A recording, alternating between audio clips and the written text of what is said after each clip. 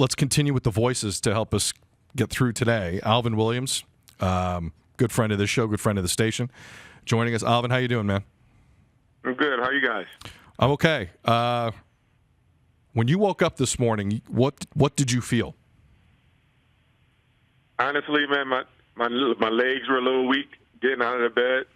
I felt like I slept okay. But getting up, it was just one of those things where you just wish and you hope that everything that happened prior wasn't true. Just like one of those bad dreams, although it happened earlier in the day, but it was just one of those things where it still just didn't feel right waking up. You didn't feel right going throughout the day. Just something's missing. Of course, we know what it is, but that's that empty feeling that you can't explain. Yeah, I always it's like a grief you feel in the bones. I've heard someone say that before, and it's true. Sometimes the grief it hits you so hard you can feel it in the bones. Where were you, Alvin, when you heard? I was at home. I actually just finished playing little Sunday hoops with the boys, and my sister called me. And once my sister called me, I didn't even think of the fake news and all that stuff. Once she told me, I was just like, wow, because she knew our relationship. She knew a lot of things, so she called me and let me know. And right after she called me, that's when my phone started ringing and and all that stuff. So I was at home when I found out. Do you remember the first time you met Kobe? Because you're both Philadelphia guys for the uninitiated, and it goes back a long way. Do you remember that first time you met Kobe? I don't remember the exact day, but I remember his father, Jelly Bean Bryant. He coached our All-Star team in Philadelphia. We were like sophomores and juniors in high school. So it was myself, Rasheed Wallace were two names you guys would be familiar with, but there was a lot of good players in Philadelphia that year or that time, and his father was coaching us. His father was leading the charge, and he always bring Kobe to the practices. And then after a while, Kobe started practicing with us. So I met him at a really young age. He was about 11 or 12, maybe 12, maybe 13, 12, no older than 12. And his whole family, his sisters, his mom, they were always around for our games, and that went on for years. And then, after that, I went to Villanova, and he lived not too far from Villanova University. He lived in Ardmore, Pennsylvania. So I've always stayed in contact with him.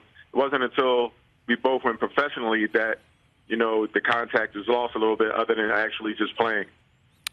Alvin Williams joining us here today on Tim and Sid. Alvin, I thought one of the more extraordinary moments of Kobe's professional career was when the Philly kid went to Philly for an NBA Finals and crushed the entire soul of the city.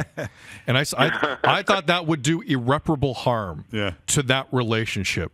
What happened in that moment, and how did the relationship between Kobe and Philly change after he won his second straight NBA championship? I think Kobe had that. He had that arrogance about him, that confidence that that drove Philadelphia people away because, first of all, he went to L.A. If he was in Philly, they would have loved him. But he went to L.A., killed the Sixers, and left that. So the Philadelphia, their attitude is more of the gritty, like the AI type. L.A., Kobe was L.A. So it was that relationship, not to mention that every time he came back, he kicked Philly's butt. But once he retired, that love and that respect, because no matter where he went, you still saw the jerseys, you saw that, you saw everything. But once he retired, that's when that relationship really turned. Because the one thing Kobe said, I don't want to be quoted, but one thing Kobe said was, he's like, I'm from Philly, but I'm L.A. now, something like that. But then once Philly heard that, of course, that's when it happened. But then they won the championship. Then he came back and got the MVP. And unfortunately, that's when he got booed. But once he retired, once again, it was nothing but love for Kobe back in the Philly area. In your mind, Alvin, you played in this league. You've been around it for a long time. What made Kobe Bryant so special? His mindset. He had a determination that was, it wouldn't waver. Like, it was just one of those things for him to be so young and have that type of mindset, that type of determination, that type of confidence. I mean, this guy, when he was 16, 17, once again, when he was 12, he was playing against us.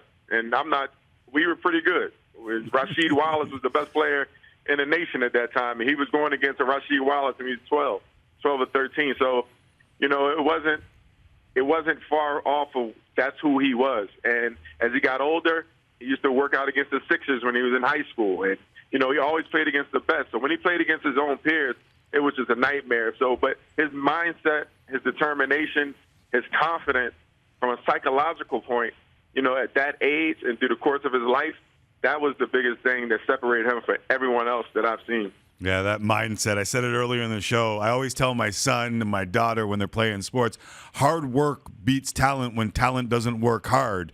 But Kobe Bryant was the talent that worked hard. And when you had the talent that worked hard, it was danger for everybody else.